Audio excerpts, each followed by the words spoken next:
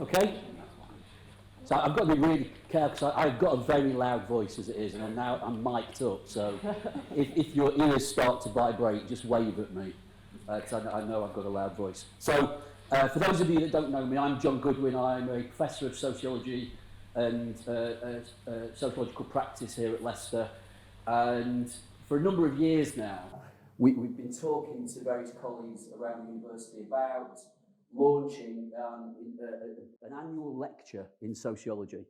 And with the formation of the new school, criminology, sociology and social policy, I'm glad to say that those ideas have come to fruition. So this is the first annual sociology lecture. And I just want to say a little bit about that before I hand over to Henrietta and to our speaker. So the annual lecture series is named after Ilya Neustadt. Now, for those of you that don't know, Ilya Neustadt was the first sociologist at Leicester. He started teaching sociology here in 1949. Actually, not in the sociology department, but in an economics department. But the university had the foresight to realise that sociology was something that students wanted to do. So brought Neustadt here, and he was the first sociology lecturer. He was also the first head of sociology department. He was the first professor of sociology at Leicester, and he was also one of the first deans of social science at Leicester.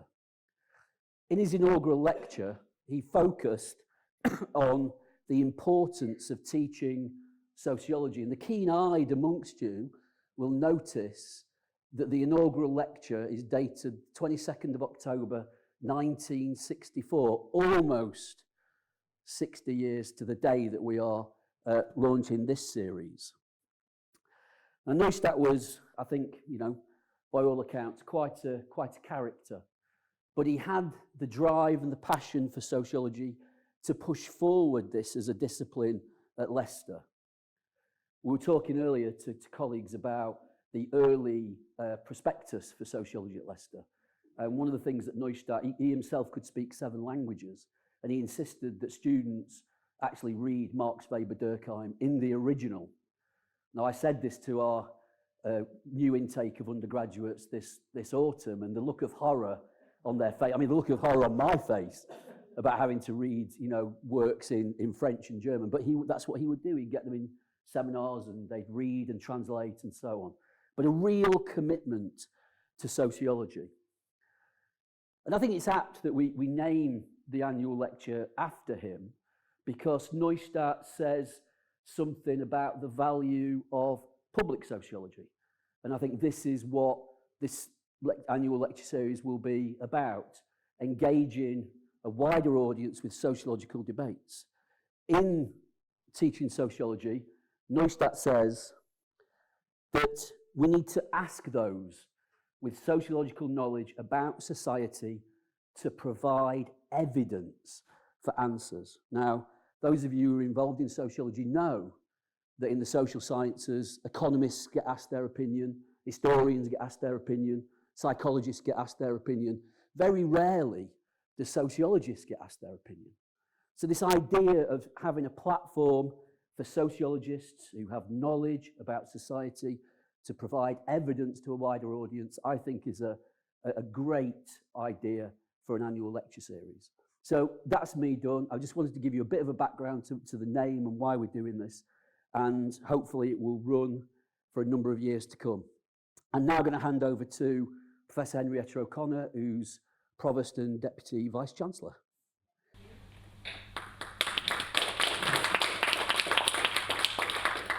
Thanks very much, John. Welcome everyone to this event this evening. As John said, I'm the Provost and Deputy Vice-Chancellor, but I'm also a sociologist who's been part of the department for some years. So I'm delighted to be asked to introduce this event. And I'm delighted to welcome Professor Rachel Brooks, President of the British Sociological Association and Professor of Higher Education at the University of Oxford. She's joining us this evening to deliver this Neustadt lecture, the inaugural lecture in this series, celebrating 75 years of sociology at Leicester. I'd hoped John was going to say which other schools are older or as old as Leicester, and I can't actually remember. LSE. LSE and Yeah, so we're very well established as a Department of Sociology, so it's a particular pleasure to have this event this evening. I'm thrilled to welcome Rachel, who's a long-time friend of the Department of Sociology at Leicester, to speak this evening. She has conducted a huge amount of research on a wide range of projects on different aspects of the sociology of education in particular, including international student mobility, young graduates and lifelong learning, the experiences of higher education students with dependent children, and the changing nature of students' unions. We're really honoured that she's agreed to deliver this lecture tonight, not least because she is a renowned world-leading sociologist whose expertise are focused on the sociology of education, particularly higher education, but also because as president of the British Sociological Association, she's an ambassador for the discipline. So it's really key that she's here tonight to celebrate the founding of sociology as a discipline in the UK. So I'm going to hand over to Rachel now to talk to us this evening with her paper titled "What is a Higher Education Student? Perspectives from Across Europe." Please join me in welcoming Rachel to Leicester this evening to deliver her paper.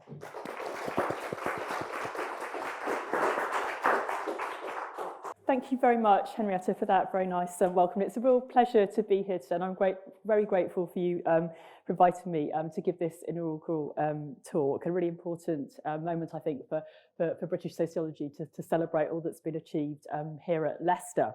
So I'm going to be talking about a project that I've been working on for quite a few years now, which has a strong European focus. And the question I'm going to ask is, what is a higher education student? And using the data that I've collected from Europe over the past few years to answer that question. And I just wanted to start by, I suppose, situating it within the academic literature in this area. And I suppose the argument that has been made by many is that as a result of social processes around neoliberalisation and marketisation, higher education systems across the world have become increasingly similar. So where previously we saw quite a lot of national distinction, those are being eroded through very common kind of global processes that we're seeing. And so as part of this argument, scholars have argued that learning has been quite commodified, and that students are often seen as quite instrumental, employment-focused consumers. And I suppose the mechanisms through which people have argued this has happened is through specific policy technologies, such as the introduction of high fees, which it is argued can inculcate kind of consumerist behaviour, specific policy discourses that talk about students as consumers. And also some have argued that higher education has been used as a means to various non-educational ends, which have had a similar kind of effect.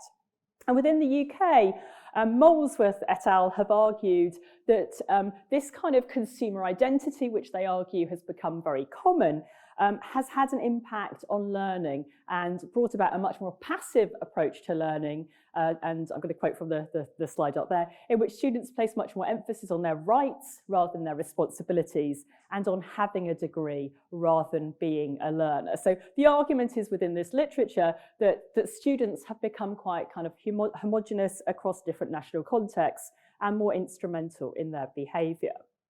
When we look at kind of the European context, we see some kind of similar arguments being played out. So I think if we look at kind of the Erasmus mobility scheme, which the UK is no longer part of, but when we started this project, it was, I think there are assumptions there that students can move unproblematically across European countries, and broadly kind of, what is a student is broadly similar in those different national contexts. But then when we turn to the academic literature, we also see quite similar arguments being made. So scholars have argued that if we look at various kind of European higher education policies, for example, the Bologna process, the creation of a European higher education area, previously quite distinct European national higher education systems are converging on this kind of Anglo-American model based on kind of marketisation and the positioning of students as consumers. And it's argued that these kind of changes at the policy level, at the kind of structure of higher education systems level, has had an impact on student subjectivities too. So Stavros Moutsios, for example, has argued that the Bologna process, which is kind of a process that has sought to I suppose, make European higher education systems more similar, allow transfer of credits across Europe. He has argued that this Bologna process as well as kind of disintegrating the academic community, has also positioned students as consumers. So we see very similar types of arguments made, not just in the UK, but also by those looking more broadly at Europe, that actually distinctiveness in Europe is being lost through these kinds of policy initiatives that are kind of putting forward an Anglo-American model of higher education. But I also want to kind of, just note some caution around these arguments, because there is a debate here. So some scholars have argued that actually policies aren't really, transferred in this simple way into student subjectivities. It's a lot more complex than that. Others have argued that actually, although there have been these kind of policies to try and drive convergence across Europe, national governments haven't followed these slavishly. They've kind of picked and chosen what they want to from different policies to suit their national agendas. So some questions there about kind of, homogenisation across Europe. And then I suppose finally scholars have argued that when we look even at kind of, single nation states, nations often aren't coherent educational entities. And there can be, even within a single country, contestation about what higher education is all about. So within the UK, sociologists of education have pointed out different institutional cultures that can lead to different understandings of students, and also how students themselves with different social characteristics might have very different perspectives on what higher education means. So I guess my project was intended to kind of, intervene in this kind of debate and explore whether across Europe we were seeing more trends towards kind of this homogenisation around a consumer identity, or whether other things were going on. So the project, which is called Euro Students, was underpinned by 4 main research questions. So first of all, how are understandings of the higher education student produced, shaped and disseminated by 3 kind of social actors that I was interested in. First of all, policymakers, secondly, the media, and thirdly, higher education institutions themselves. And then secondly, to what extent do these understandings differ within and across European nations? Thirdly, how do students, so this is the 4th social actor that I was interested in, how do students of different national and social backgrounds understand the role of the higher education student? And then finally, to what extent are their understandings, the students' understandings, consonant with those produced, shaped and disseminated by policymakers, the media and higher education institutions? So I was really looking at these 4 types of social actor and the extent to which there was kind of similarity or difference in their understandings of what it means to be a higher education student. And so I conducted research with a team across 6 European nations: Denmark, England, Germany, Ireland, Poland and Spain. England rather than the UK, because as you may know, the higher education system differs quite a bit from home nation to home nation. And those countries were chosen to provide quite a bit of diversity in relation to what I thought might be kind of key variables in how these things were played out. First of all, I suppose welfare regime related to the politics of the country, ranging from kind of, Denmark as a social democratic country to England that's been at the forefront of quite a lot of marketisation, neoliberal type reforms in education. Secondly, relationship to the European Union, different points at time at which they had joined the European Union. Right at the start of the project, Britain left the European Union, and I wondered whether that might have an influence. Level of tuition fees. So again, there's a spectrum in the sample from Denmark, where students pay no tuition fees, through to Britain, or the England, where they pay high tuition fees. And also the nature of the student support system. So in Denmark, students receive quite a generous government grant that they don't have to pay back. Obviously, in England, students are eligible for a loan, and in Spain, for example, there's relatively little student support there, so people are often relying on their parental income to cover their maintenance costs. So it was the idea to have some kind of variation in relation to those variables, and I'll come back to those a bit later on. And then in terms of the data collection, so to collect data from those 4 different types of social actor that I was talking about, we analysed policy texts, we conducted interviews with policymakers, we analysed national newspaper articles to look at media representations, and we also did some analysis of popular films and TV programmes that featured students prominently. To look at institutional perspectives, we analysed university websites and conducted interviews with university staff. And then in relation to student understandings, we conducted focus groups with students across Europe, choosing 3 universities or higher education institutions in each country, which we thought broadly represented the kind of structure or key differences of higher education in that country. And I suppose an important thing to mention before I show you the rest of the slides is that at the start of these student focus groups, we did a plasticine modelling exercise where we asked all the students firstly to make a model of how they understood themselves as a higher education student, and then to make a second model to represent how they felt they were seen by others as higher education students. And on the slides, you'll see quite a few of these models, some of which I'll have time to explain, but not all of which. And that we found that a really kind of useful and generative exercise that helped students, I think, make tangible ideas that could otherwise have been quite abstract and perhaps hard to communicate.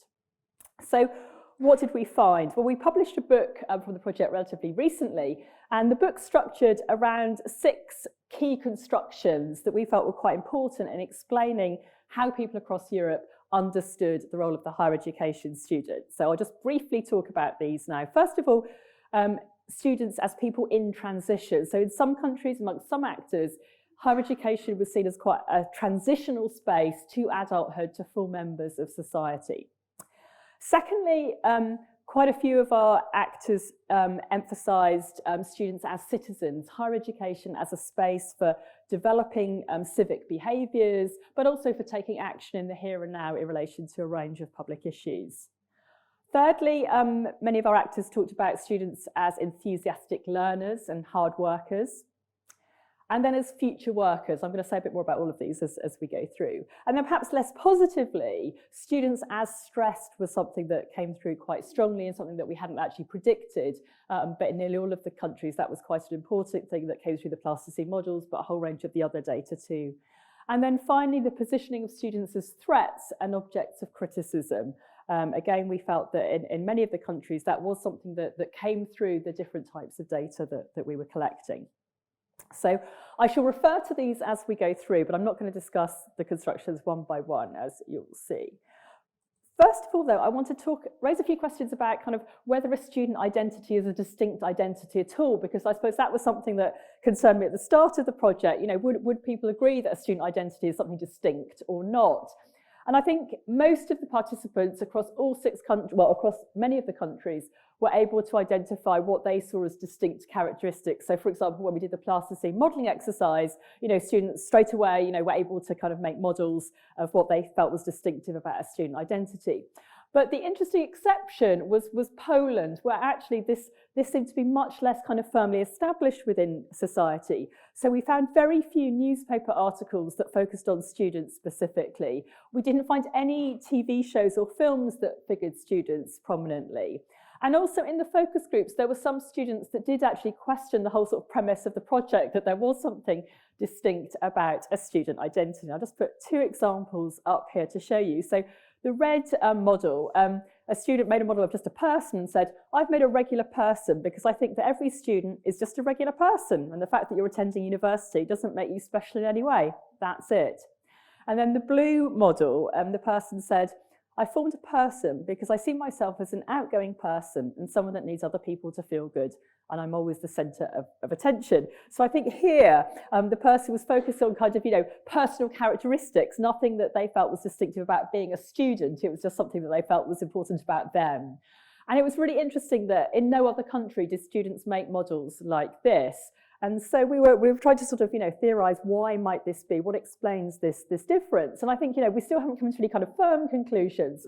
But I think one of the things that might be quite significant is that in Poland, unlike the other countries, there's been a very sharp increase in higher education participation rate. So the rate they've achieved now is quite similar to other European countries, but the rate of increase was very quick after the end of communism, whereas other European countries made that transition much more slowly. And I think it has had an impact on perceptions and discourse in Poland. There's a common narrative now that everyone is going to higher education, even though the actual rate is quite similar to other European countries. And I think this has led to a sense that, you know, actually perhaps university students aren't anything special because now everybody can go. Perhaps also a kind of egalitarian communist legacy is kind of feeding into this.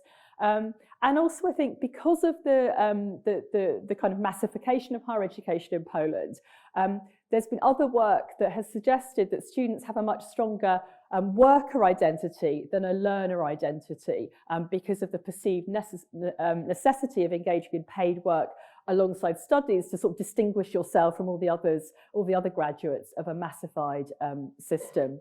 Also, when we were doing our fieldwork, it was quite interesting that unlike all the other countries, there were hardly any student social spaces. So I think perhaps also there's a sense of, how universities are constructed, the materiality of institutions, reinforcing this sense of kind of studentdom as nothing kind of I suppose a student identity about not sort of about kind of socializing and staying on in an institution after your learning, but very much kind of going in and doing your course and leaving again. But I think it's obviously hard to determine cause and effect there. But I suppose that's just kind of a side comment really, that Poland was very much the exception. In all the other countries, and to some extent amongst other Polish actors too, there was a sense that a student identity was a meaningful identity that had kind of social resonance. So I'm going to go on now to explore, I suppose, what was the kind of key focus of the project, whether we are seeing this kind of homogenization of understandings of what it means to be a student across Europe.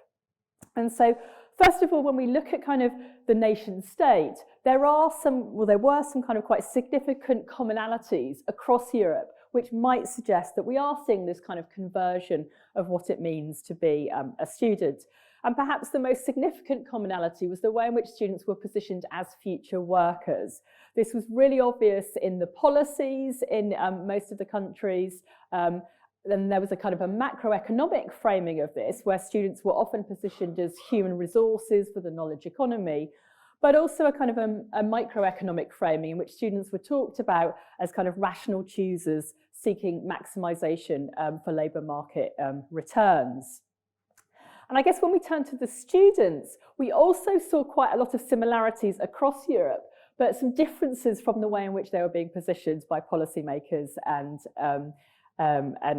the media. So students did see themselves as future workers. They didn't kind of reject that kind of labelling, but they objected to being seen as only future workers. And then they argued that actually, a focus on employment was compatible with being a committed learner and an active citizen and developing personally. And when they were discussing the labour market, they tended to talk about kind of, credentialism, qualification inflation, positional competition, rather than human capital development. So a different kind of discourse, but I suppose a sense that actually there was quite a lot of commonality across Europe in the way that students said, yes, being a student is about kind of preparing for the labour market. And the plasticine model here is meant to represent kind of how difficult this person felt it was to get into the labour market, to break into that because of kind of credential inflation. Okay, so there were some indications of kind of quite a lot of commonalities across Europe in relation to how students were talked about in terms of future work. But I suppose that one of the important arguments I want to make this evening is that actually we do see quite a lot of national differences enduring despite all of these kind of reforms that I talked about at the start. And I'm going to explain those in relation to a number of different factors which you see on the slide there. I'm not going to talk about family policy and economic policy because I haven't got time, but they do feed into this as well, and I can answer questions about that afterwards if you like. But I'm going to talk about the top 4 bullet points in that list there. So first of all, long-term historical and cultural trends. And I think in particular in our data, it shows the influence of the Humboldtian model of higher education. So this is a model of higher education that was developed in Germany. There's the Humboldt University in Berlin, but has had quite a lot of influence amongst Scandinavian countries and also some countries of Eastern Europe as well. And we saw this feeding through our data in Germany and Denmark in particular. So, for example, when people were talking about students as in transition, you might remember that was one of our key constructions. In Germany and Denmark, this was talked about quite differently. So higher education here wasn't seen as a distinct stage of life, very different from kind of learning before or after. It was seen as a process of personal development, very much in keeping with concepts kind of integral to the Humboldtian model, the idea about Bildung in German and dann Els in Danish, this kind of sense of ongoing personal development. This was really stressed by the Danish and German students and also other social actors in those countries.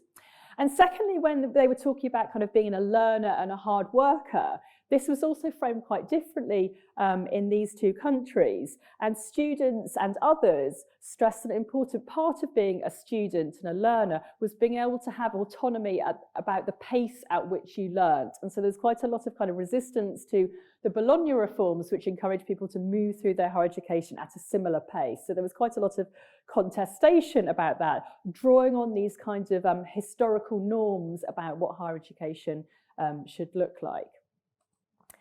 And then we also see the Humboldtian influences played out in relation to how students in particular discussed being a future worker. And as I was saying, across Europe, students were quite kind of, opposed to being positioned as only a future worker. But in Germany and Denmark, students used the resources available through the Humboldtian norms to kind of contest this and to put forward a counter discourse about future work. And so they talked about the importance not just of being positioned as a future worker, because of this emphasis on personal development and how that had been a key part of what it means to be a higher education student in their countries for quite a long time. And they made lots of lovely models to represent kind of, personal growth, like trees and flowers, and abstract models to kind of convey that through kind of the models they were making. So we see those kind of long-term historical trends, I think, feeding through into present-day differences. The second, I suppose, national influence is higher education policies. And here, this was sort of played out in a number of different ways. So, for example, the future worker construction of students seemed to be strongest in countries where neoliberalism was strongest, and there seemed to be quite a kind of, a clear relationship there, particularly when we looked at interviewed the policymakers and looked at the policy documents. The construction of students as objects of criticism, interestingly, was perhaps strongest in Denmark, where this was also often couched in terms of, whether students were sufficiently deserving of welfare. And here I think this links obviously to the Danish policy, where students receive very generous grants for their study and they don't have to pay tuition fees. And so there was a big debate amongst, not just the media, but policymakers and higher education staff about whether Danish students were, sufficiently deserving of all this kind of investment in them. And that played out in quite a different way in Denmark because of that to the other countries in the study. And then I think when we looked at kind of how people were understanding students as people in transition, again, that seemed to differ a little bit by whether or not students paid fees. So we had 3 countries in our study, England, Ireland and Spain, where students did pay fees. And it seemed to be that fee-paying process led to an understanding of transition as a matter of personal investment in ways in which we didn't see in the other 3 countries. So that's the second way in which we see sort of national influences playing out. Thirdly, is in relation to debates about Europeanisation. And here it was Spain seemed quite different from the other countries. In Spain, students, staff members, policymakers, the people we interviewed, made a lot of comparisons between Spanish students and students in other European countries in ways that we didn't really see in any of the other countries. So, for example, Spanish students were criticised by others for being less independent than their European counterparts, typically because they were kind of living at home often. But Spanish students were also themselves quite critical of the education they were receiving. They felt that there was much less kind of work-relevant learning than in other European countries, and pedagogy was perhaps lagging behind other European countries. And so across our various social actors in Spain, there was this kind of sense that Spain has a lot to learn from other European countries, depending on your specific perspective. And I think this does reflect what's been argued in some of the literature, that in Spain, Europe is often positioned by various social actors as a kind of a route to socioeconomic development. So that seems to be another way in which we saw national differences being played out through countries positioned to kind of Europe and the European project more broadly. Fourthly, and this might seem strange, health policy, we have argued, has played into some of these kind of national differences. And I suppose this is particularly the case in the construction of students as stressed. As I said, this was very common, something we hadn't really anticipated, but many of our interviewees, focus group participants, talked about students as stressed and how, this was a really significant part of, life as a student these days. But this was really absent in Poland. No actor at all talked about students as stressed. And we were thinking about why might this be? And I suppose one explanation might be that it kind of relates to what I was saying previously about the lack of distinctiveness in Poland about the identity of a student. But I think there are also kind of, broader issues here about kind of, health and how it's discussed in Poland, that there's quite a significant literature about how in Poland there are lots of norms that make it quite difficult to disclose mental health issues, and how that has is perhaps a legacy of communism, but something that has continued, and how there's significant stigma about talking about mental health issues. And so we're wondering whether actually this was playing into kind of this sense of not talking about students as stressed at all. So hopefully I've convinced you now that there are some quite significant national differences. But I suppose we were also interested in whether we're seeing kind of convergence within nation states. Is it the case that students are very similar within nation states? And I think despite some of the assumptions in the literature about this kind of national homogeneity, there are actually very few constructions which were shared by all of the social actors that are involved in our research. The exceptions were perhaps stressed. As I was saying, this was very commonly discussed in most of the countries, with the exception of Poland. And also, as I was saying, future worker, although this was played out in different ways. But there were some also really interesting, I suppose, examples of where there was a significant difference of opinion. So, for example, the construction of students as active citizens. This came through very strongly in the student data. So here we have a model made by a Danish student where they were putting their fist out to show all the kind of protest that was an important part of what they felt was student life, and the quotation from the focus group there where they say that we learn to be critical, we learn to be critical of the state, we learn to be critical of society in general. And this contrasted really significantly with what was a kind of a common view of many staff in our sample. And this is an example from an interview with a Danish staff member. And they said, talking about students, they're focused mainly on taking care of their own position in society. They don't have to pay for study programs, so they don't have to complete their studies too quickly. And this was a really common, I suppose, juxtaposition, not just in Denmark, but in many other countries where staff and policymakers to some extent were quite critical, I suppose, of the broader learning that students felt that they were undertaking. And this was also played out in relation to learning itself. So when we looked at the construction of students as hardworking learners, students themselves really focused on their enjoyment of learning, how this was central to their identity, and how they were working quite hard at it. So the plasticine model there is one from an Irish focus group where students made a model of their laptop being attached to their head to show how they were always working. They couldn't ever leave their laptop at home. But quite a different perspective came through from staff. So staff in many countries talked about how students were quite passive and instrumental in their approach to learning. And when we looked at policy documents, there was virtually no mention of learning in many countries. Students were talked about as future workers, making this sort of personal investment for the labour market. And learning was often, notably absent from these kind of policy documents. Whereas students themselves, as I have been saying previously, did value employment, did value the preparation for the labour market, but also valued higher education as an important context for learning, for exploration, for self-discovery. and self-development. And I suppose when we were thinking about kind of, why are these differences there? Because you thought, a lot of particularly staff go into teaching because they enjoy interactions with students, they want to promote their learning. And it seemed to be that some of this kind of staff discourse was because staff were trying to critique policy, so they weren't necessarily criticising students themselves, they were saying that students were behaving in this way because of the way in which policy had, set up perverse incentives and things like that. I think it was also bound up to some extent with a generational critique that, young people these days, aren't as good students as we were. But perhaps it also indicates a kind of a lack of knowledge of the realities of students' lives and the seriousness with which many students do actually take their learning. I suppose in our project we were also interested in perhaps other ways in which student experiences might be differentiated. And I'm just going to go through briefly a few of these. So again, we saw this heterogeneity played out in relation to academic discipline. So across our data set, the kind of emphasis on students as citizens, as politically involved, perhaps unsurprisingly, came through more strongly amongst social science students than others.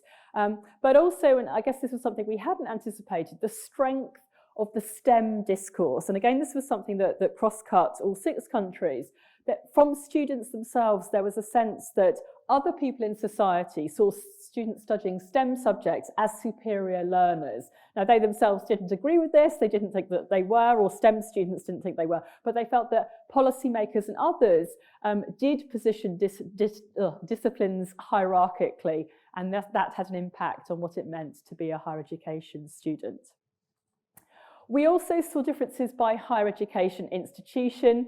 In many countries, this is quite entangled with social class, but typically in kind of older, more prestigious, richer universities, we saw transition discussed in a different way.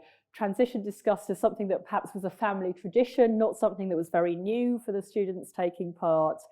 We also saw in those kind of universities a higher degree of optimism about future efficacy as citizens, so students being much more optimistic about their ability to make change as a result of their higher education experiences.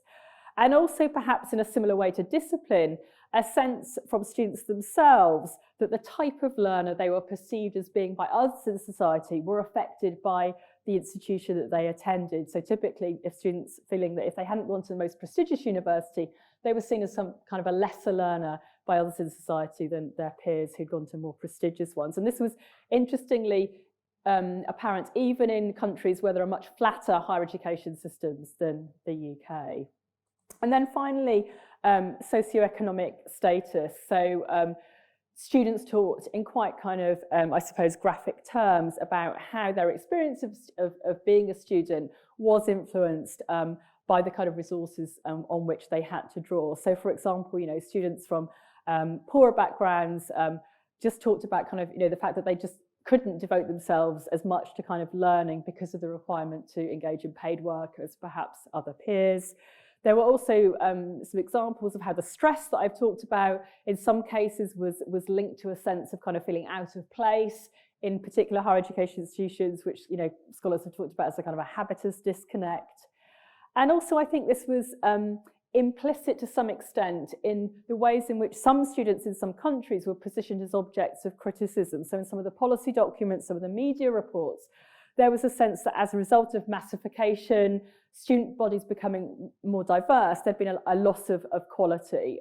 So I guess socioeconomic status playing into that. So kind of, what's the significance of all of this? I found it interesting from a kind of, academic perspective, talking about some of those kind of academic debates that I talked about at the start. But, does it have resonance? Does it have meaning beyond that? And I would say, yes, it does. And I think if we take a kind of a materialist view of language, so the view that language imposes limits on what can be said and whose views are legitimate, I think these constructions are worth taking seriously and are worth us reflecting on. And the impact of the constructions was reflected on by some students themselves. So for example, the Danish students who felt that they were often being talked about as kind of lazy, as not deserving of the welfare they were receiving, felt that actually that kind of discourse made invisible the hard work that they felt they were actually putting into their studies. and the challenges of juggling paid work alongside studies, that people didn't really kind of recognise the reality of student life. And they talked about feeling under surveillance as a result of these kind of wider social discourses. In other countries, students talked about the impact of their political action being minimised. So, for example, our media analysis of some of the Spanish newspaper articles shows how newspaper journalists tend to focus on kind of, the violence that Spanish students use in their kind of political action rather than the actual causes themselves. And students reflected on this, saying that actually they felt that their political causes were often kind of, overlooked or minimised because people were focusing on the nature of the action they were taking rather than the particular causes that they were fighting for. And then the students from non-STEM backgrounds did actually worry about their futures because of the way in which they felt society positioned them as kind of lesser learners. But I think also there are various effects of these constructions that perhaps students themselves are unaware of. I think if, academic staff are thinking of students as kind of passive, as instrumental, perhaps then the kind of pedagogies that they put in place might be inappropriate. I think also some of the kind of things that I was talking about in policy documents about lower socioeconomic groups being seen as kind of less good quality, perhaps that then has the effect of reinforcing social inequalities in higher education institutions. And perhaps some of the assumed generational differences that I mentioned also have the effect of reinforcing social division. But on a more positive note, I think our data does also suggest that students aren't passive recipients of these kinds of constructions. So, as I've hopefully illustrated, students were quite aware of how they were constructed by others, even if they didn't agree with it, and were quite kind of able to talk about how these were at odds with their actual experiences. There were also acts of resistance in our data, drawing on kind of, discursive resources that had available to contest common constructions. And I think there's quite a lot of similarity here with the broader body of work that I mentioned at the start that shows how policy constructions don't simply transfer into student subjectivities. So to conclude, hopefully I've convinced you that the data that we've collected does raise quite significant questions, I think, about some assertions made in the academic literature about European homogenisation and the reconfiguration of European higher education around this kind of marketised Anglo-American model. And I think, our data provides quite strong evidence to suggest that student understandings can't simply be read off policy and pronouncements. It's much more complex than that. And that nations themselves, because of the kind of different understandings within single nation states, can't be considered coherent educational entities. But I think, there are some questions remain. So, we are seeing ongoing policy change in many countries. In Denmark and Germany, for example, there are quite a lot of policies being implemented that are going to kind of, I think, erode some of the kind of principles of the Humboldtian system. And will the same national differences be evident if we go back to those countries in 5 or 10 years' time? There are also various initiatives across Europe, excluding the UK now, but to try and have even more convergence across Europe. So I'm doing a project looking at the European Universities Initiative, which is trying to sort of set up European degrees, much more collaborative European institutions. And then finally, has COVID-19 had any long-lasting impact on the way in which students understand their own role and their position in universities? Our data collection was conducted before the pandemic. And I think perhaps some kind of assumptions about kind of embodied experience of being a student has perhaps changed since then. So I think I've gone over time a little bit, so sorry about that.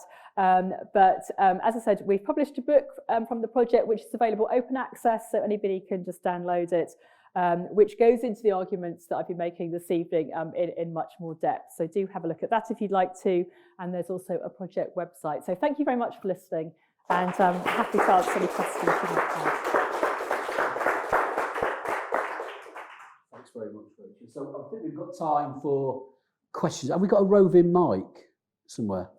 Oh, at the back. Oh, we've got two at the back. So we've got time for questions from the room. And Chris, I understand, are you fielding questions online? So if there are any, come through online. Yeah, okay, thank you. So do we have any questions in the room? Jason? Great talk. Wait for the... Project. It's a great talk. Thanks a lot, Rachel. You talked about generational differences. And I just wondered if there was something operating like a kind of historical drag effect of habitus, whereby older generations, and I include lecturers in that, might reflect back upon their experience in making these kind of comparisons that students today are not as diligent, are more feckless, are more instrumental, and so on and so forth. One of the things I'm interested in is, for example, drinking and drug taking by students. And there's still the kind of widespread perception today that students are going out on the lash every other night, are drinking in subsidised bars. Whereas actually there's a lot of evidence to suggest there's been a massive decline in levels of student drinking. So by a drag effect, I think some of these popular norms, let's say, these cultural tropes about students, take a long time to shift and to dissipate. And that may be also what's happening in Denmark when we see it moving in the opposite direction, where with a shift towards more neoliberal policy environment, increasingly anyone who's a recipient of welfare of any form is increasingly seen as problematic. So I just wonder your thoughts on the kind of process dimension to this. Yeah, and I think that's interesting, and I think probably that does play into it to some extent, but I do think in some countries where there's been, I suppose, the more kind of marketized systems where, you know, often I suppose academics are quite opposed to the direction of policy. I suppose that, you know, the broader argument is that, you know, these students are suffering because of this policy, and we can see this because they're being quite instrumental. So I felt that was probably, to us, that seemed a kind of more plausible explanation, because there was quite a lot of sympathy towards students. But I think also, and maybe this does sort of articulate more of what you were saying, I think there are also still quite pervasive stereotypes of students that even people like who interact with students every day still have. So the idea that, you know, students should be politically active. Because I think when we look back at the 60s, it was still only a very small proportion of students who were actually politically active then, but it's become such a sort of cultural norm in Britain and in many other countries that I think sometimes people do just kind of, you know, quite lazily adopt that, or maybe not lazily, but that's just such a kind of, you know, a cultural assumption that, you know, that people aren't quite aware that, you know, it was a very small proportion in the 60s, and it's probably quite a similar proportion of students who are, you know, politically active now. So I think it's, and I think your idea of drag is quite interesting. I hadn't really thought about it from that perspective, but I think, you know, there are probably various things feeding into it. But, you know, I don't know, I felt quite sad really that, you know, university staff were sort of saying these kind of things despite having day-to-day interactions with students. Okay, we've got a question at the front.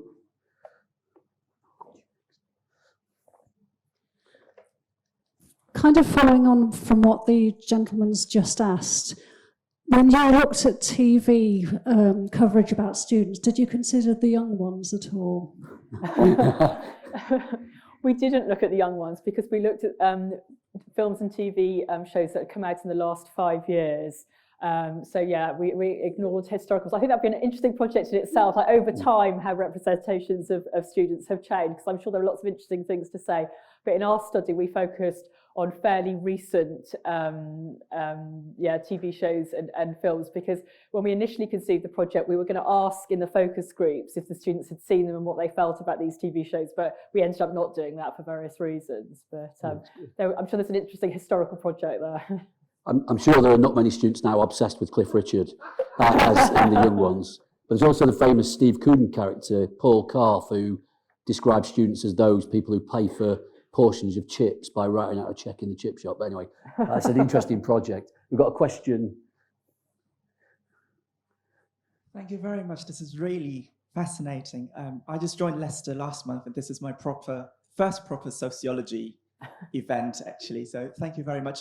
I'm really interested in the part about social class, and I was wondering if the data reflect any cross-national difference in social mobility structures, and especially cultural aspects of inequality. Like, I'm really thinking about the strength of meritocratic belief across countries, and I would assume in a more meritocratic society, then the student identity there might be some effects shaping student identity, maybe the senses of justice, injustice, or maybe a sense of superiority over other social groups. So I was really interested in what you think about this. Thank you. No, that's a good question. So I should say that there were some kind of quite big caveats around how we were able to address social class in our project, because we did this focus groups with the students rather than individual interviews. basically, I suppose you're looking at what is the kind of consensual view of the group rather than individual stories. And so I suppose we were quite limited to where people were willing to say, and my individual story is, that, I found it really hard to focus on my studies because I had to do so much paid work and that kind of thing. So I think what we've been able to say about social class is actually quite limited compared to if we'd done the study in a slightly different way. But I think there were still some quite interesting national variations in how higher education institutions were responding to issues around diversity. And although I'm generally quite critical of the British higher education system, I think in England there was probably greater recognition of the significance of diversity among students and different dimensions of diversity than perhaps in some of the other countries. So, for example, in Poland, because what we did ask in our interviews, one of the questions we asked was kind of, do you think there are differences between students by social characteristic? And then we kind of, talked about different types of social characteristics such as class and gender and ethnicity and that kind of thing. And in Poland, there was a very strong discourse that actually, it was actually problematic to talk about any of that. You just treated the students who were in front of you in the classroom, and it was discriminatory to ask them or to think that you might need to modify your teaching. And I think that kind of language and that kind of approach was quite distinctive to Poland.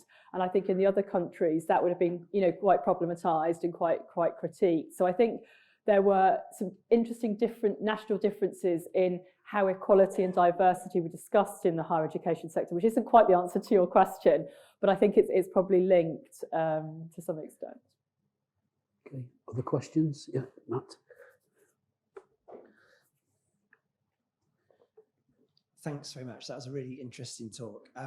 If it's okay, I've got two questions. The first one was you're talking about axes of difference, and I'm really sorry if I missed this, but I was thinking about how diverse student populations are, so undergraduate, postgraduate research, full-time, part-time. I wondered is that another axis of difference? Because obviously people's conception, like if you're working full-time and kind of just studying in the evenings and weekends has a really will be very different compared to someone who's full-time on campus. So I don't know if do you want me to say the other question, or do you want me to say? Yeah, go ahead, yeah. The other one was, again, sorry if I think you started to touch on this, but now we've got all these really interesting new understandings from your project.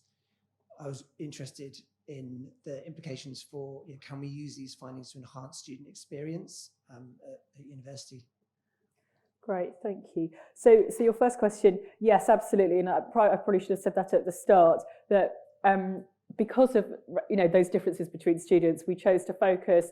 We excluded international students because we just felt the issues might be completely different. So, for example, in terms of citizenship behaviour, most international students can't vote in this country, or so we excluded international students. We focused just on domestic students, so that was one of the selection criteria, and we also focused on undergraduates only. Because what you've just said, that I think the experiences, perspectives, understandings can be completely different. Amongst home undergraduates, we did try and include part-time students and full-time students, but actually it ended up being a project largely about full-time undergraduates because it was so difficult to recruit any part-time students. And I think probably when policymakers and when staff are talking about students, they tend to talk about full-time students rather than part-time students. It did come up a little bit, but I think probably that's one of the limitations, that we're not talking about the diversity of the student body. We're talking about full-time home undergraduate students. And then in terms of the implications, I think there are quite a lot of positive stories from the project. So one of the things I've been quite keen to do is go around and talk to kind of teaching staff about how actually a lot of students do take learning very seriously and aren't just focused on the job at the end. And I think that's that's a nice story to go to staff with. And so I think and I think an institution. Yeah, so I was recently at the kind of University of Surrey, and I think a lot of the assumptions that we were making was that students are actually just obsessed with the job afterwards. And I think telling them this kind of story that students are actually interested in a lot of other things, I think that can affect pedagogy in classrooms and how students are talked to and the other options that they're given about what to do with their time. So I think that's important. And I think, secondly, I suppose, there's a message for policymakers about the value of higher education, that it isn't just about kind of, the money you earn when you graduate. It's about a much more rounded experience, and you are kind of developing as a citizen, somebody who can, intervene in the public sphere. And I think that's a message that, just gets lost from a lot of public debate, not only in this country, but when we were looking at the policy documents from the other countries as well. Learning was often marginalised, but also these wider purposes of higher education. So I think, when there is public debate about, should tuition fees go up, what is the purpose of university? I think that those kind of wider purposes can hopefully feed into those kind of debates. I mean, we've been trying to do that. That's a harder nut to crack, I think, than going into universities and telling staff about students' perspectives. But I think there are some implications there as well. Okay. Got Tila. Hi Rachel, thanks for coming to Leicester. Great talk, really grounding, I think, in the context that we're all working with and studying in. One of my questions was around disciplines and whether your project was able to go deeper into thinking about how different students who do in different disciplines experience higher education in the different countries. Obviously, I'm thinking about arts and humanities versus STEM, to be really crude about it. But was there anything that came out for different countries or different HEIs in terms of the perspectives that people were giving to those different values of disciplines? I suppose that was one of the things that we found really striking, the similarity of that discourse actually across all 6 countries, and how not literally every focus group, but it was quite a strong theme in all 6 countries, that people felt that, if you weren't studying a STEM subject, you were kind of undervalued and you might find it harder to get a job and things like that. So kind of quite a lot of worry on the part of students who weren't studying STEM subjects, which I found quite interesting. Because I mean, that has been a part of kind of, public debate, I guess, in the UK and other countries. But it was quite interesting how students had been quite so sensitive to that. And in many countries in the study, there had been kind of specific reforms that had made that more explicit. So, for example, in Denmark, just before our research, universities had been capped on the number of students they could accept onto degree programmes, depending on labour market outcomes. So, for example, anthropology were having their numbers cut. I think students were quite sensitive to those kind of things. And then in Poland, there'd been a similar kind of national reform, quite sensitive to that, which people had felt had really disadvantaged humanities students. So I think in all countries, in some way, students were aware that these kinds of debates were going on, and it hadn't made them not want to study the subject, but I suppose it made them worry about how their degree was going to be valued subsequently, which wasn't a very positive message in any of the countries, really. I think we've got some questions online. Chris, is that right? Yeah, that's right. So the first one's a 2-part question, Rachel. First part's very easy. How much is the paperback book? It's a serious question. And the second part is... The open access one is free. You can just download that free. I don't know. Well, the second part is, do you have any discounts available?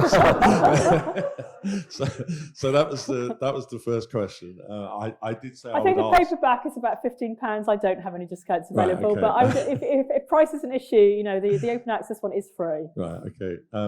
And then the second was so in which countries was there the greatest resistance or rejection by students to the stereotypes of students in that particular country?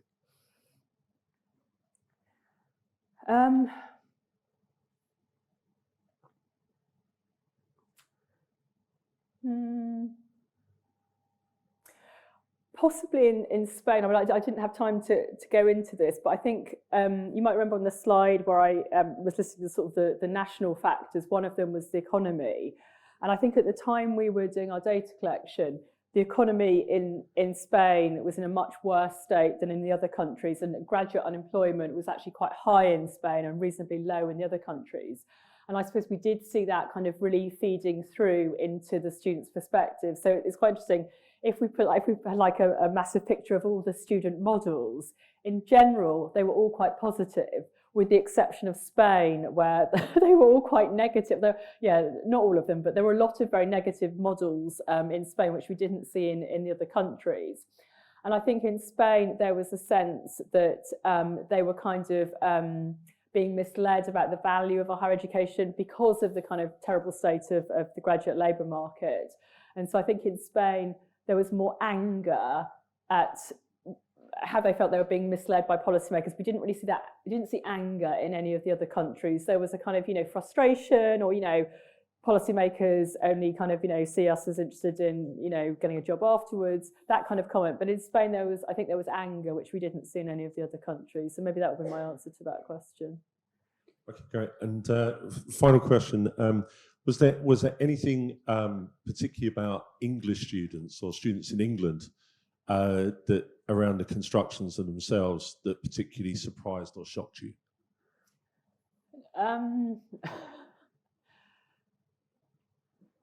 I suppose the enthusiasm for learning, actually, because I suppose, I've been reading all the British literature about students are becoming very instrumental. I've been listening to my colleagues moaning about how students are becoming really instrumental. So it was actually I think we really enjoyed doing the focus groups because it was quite refreshing hearing this kind of quite different discourse. And I guess, there are methodological questions about, while students self-selecting who put themselves forward for this kind of thing, are they really representative of the wider student body? But, it was such a kind of, strong theme across all the students that we spoke to that I suppose I did find that slightly surprising, but in a very positive way from the English students. Okay, thank you. I'm just conscious of time. So are there any final questions in the room before we sum up and thank Rachel again? Di, yeah, go on. Sorry, I couldn't resist. You've covered all sorts of perspectives on in terms of the students, and you've explained brilliantly, who you were talking to. Be interested if there was anything from a kind of race and ethnicity perspective that came out, maybe particularly in the plasticine models. No, there wasn't. But what we tried to do in the focus groups was we tried to recruit students to the focus groups who were broadly representative of the social characteristics of the institution as a whole. That wasn't always possible, but I think actually when we asked, and we did, as I was saying, kind of in all of the focus groups interviews, we did kind of ask specific questions about differences by particular social characteristics, and we did say explicitly race and ethnicity there. And I think that actually came up very, very little. I suppose people tended to focus on gender differences to some extent, but mainly differences by social class, I suppose. But I would say that, this wasn't a project about race and ethnicity. And if we'd spent more time probing, which we could have done, but we had so much else to cover, we might have, uncovered other things. So I would say across the board, no. And in the book, that isn't something we really discuss much at all. But I don't think that means that isn't an important issue for many students. It's just that because we had so much to cover in the focus groups, the interviews, we couldn't dwell on it. But I wouldn't want you to think that, that's not a significant issue. And I'm sure if there was a project that was more foregrounding those social characteristics, people would have probably had more time to expand and that kind of thing. So that's not a very satisfactory answer, but... Okay, thank you. So just a couple of final observations from me. Taking it back to Neustadt, it would be reassuring, Neustadt's view is that actually it's the social science learners who are the elite learners, not the STEM subjects. So how things have changed. The second thing, for the students in the room, the plasticine models really show how creative social science can be. It's not all about surveys and interviews. You can be incredibly creative in the way that you do research, and that's something that we are trying to champion here. I must admit, I was really struck by the first pink model, the red model, because although they said they weren't different to anybody else, to me it looked like their pink brain was exposed, so receptive and open to knowledge. The other one, who was, very obviously very self-aware, looked like they had a cyclops, a single eye, a unitary vision. So I think those models are open. They're such a powerful interpretive tool, which is amazing. So it's been great, Rachel. Thank you so much for coming to Leicester and kicking off this annual lecture series. It's been very insightful, really useful, and I think we should show our appreciation in the usual way.